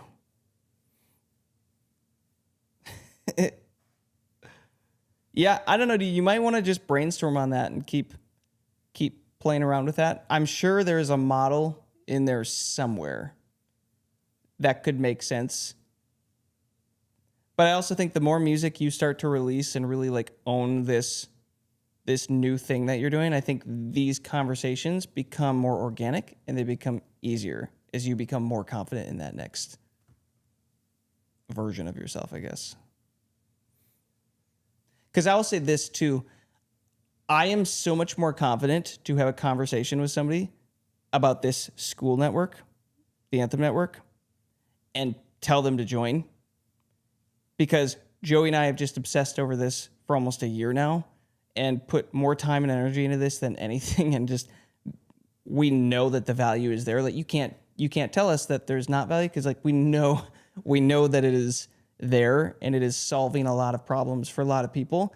And it's a completely different ballgame if you would have caught us 12 months ago trying to have this conversation and sell it. And we still didn't even know what problems exactly we were going to solve, or like have all the testimonials or different posts from just artists like you guys sharing, oh man, this really helped. This was helpful. I've been working through this. We didn't have all that information, but now we have all of that snowballing and just accumulating, that when we have a conversation, it's like you can just pull from all of this when it's relevant. It's like, oh yeah, I know for a fact this is bringing value. By the way, have a 7-day free trial, you know? That's like, okay, what does that look like for you getting to that point? It's like, okay, I might just have to go do the thing for a season and get so confident of what I'm doing, why I'm here, what I stand for, the value that I bring. Now those conversations they become easier. Joe, what's Alex Hormozy say about that? He's like, it's something like, you do so much that like, I forget the saying, but it's do so much that.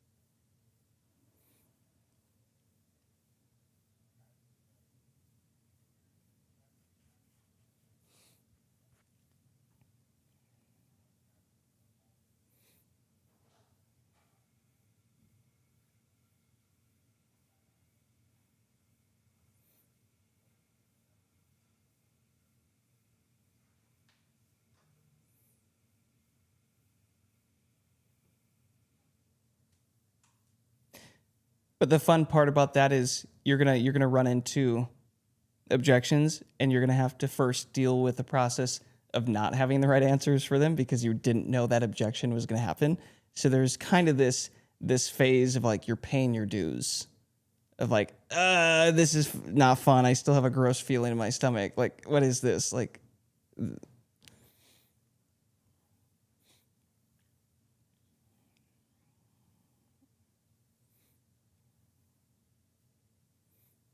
yeah.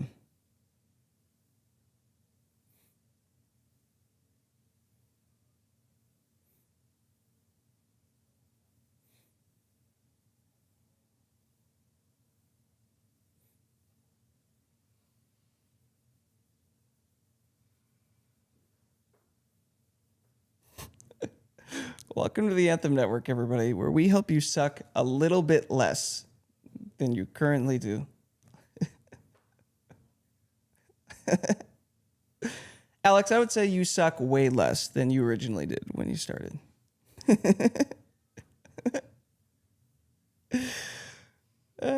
Alex, did you get a haircut? Dude, I swear you turned on your camera and I was like, it looked like you got a haircut.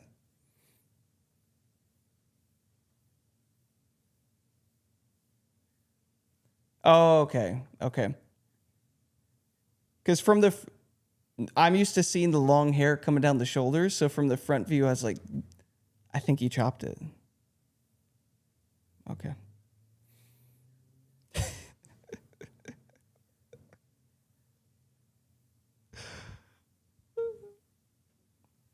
Those children, dude.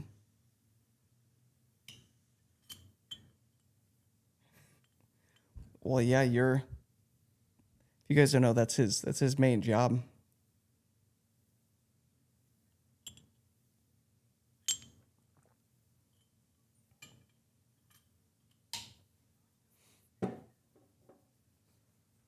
The friendly ones too.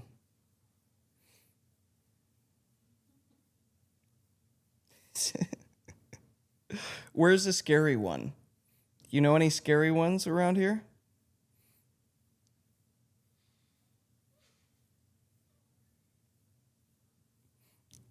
Okay. Hmm.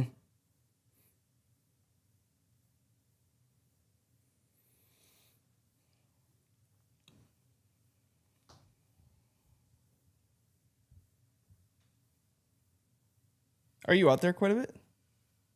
Like in person? Oh.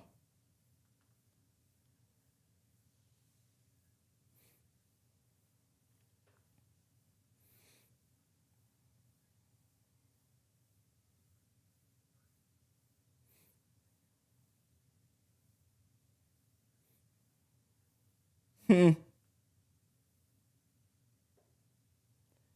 And that's why. And that's why Alex loses his hair.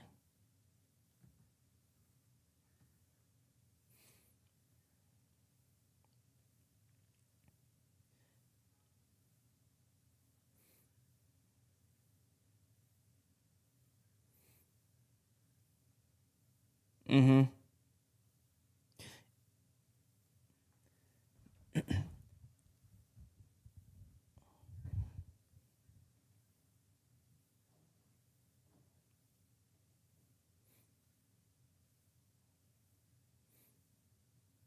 All right. Alex used to. Yeah. Alex used to work at Integrity Music around Nashville.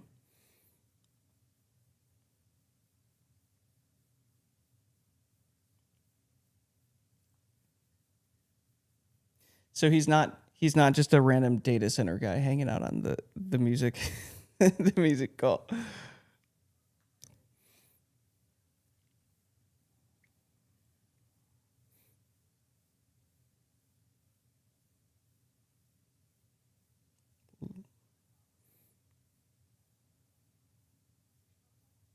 Yeah. Joey, was he the first one to join the Anthem Network? Alex was the first one, wasn't he? You had to, because we talked about this with you over burgers at that one place. Yeah. We're dreaming this up.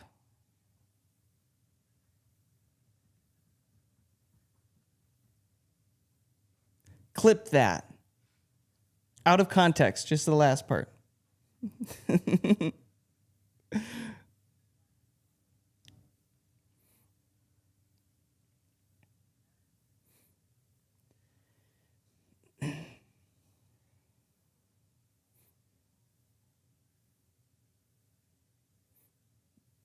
Oh yeah, you're getting paid to be here, I think, by now.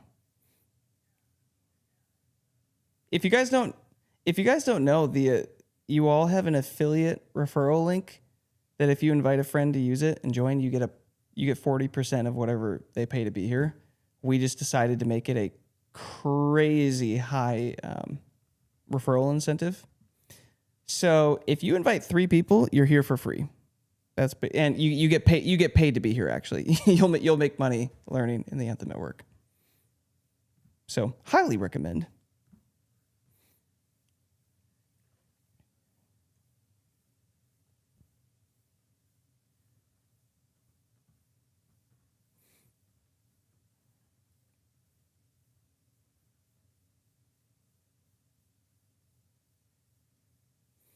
Yep.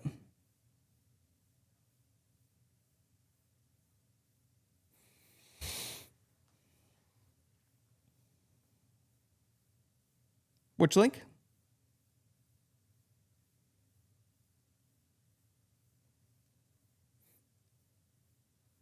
Oh, okay, cool. Thanks.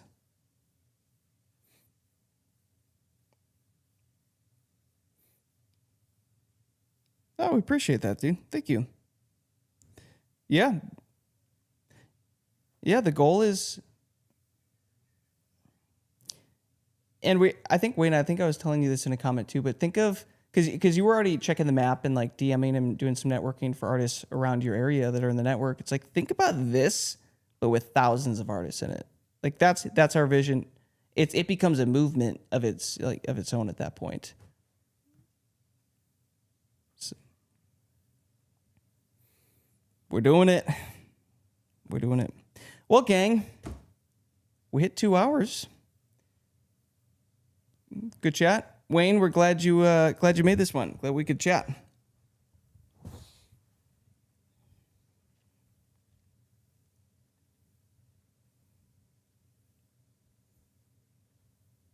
Heck yeah.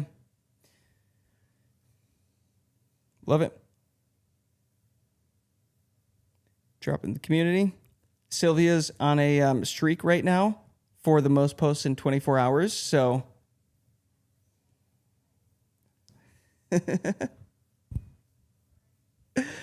yeah, but Sylvia, I think I gave you something even better than a gold star. I gave you 2 Ross clapping gifts. Those don't come easy.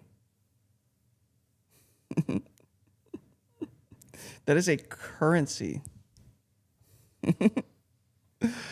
Well, gang, hope you got value out of this one. We will catch you next Tuesday night at 7 p.m. Central. Adios.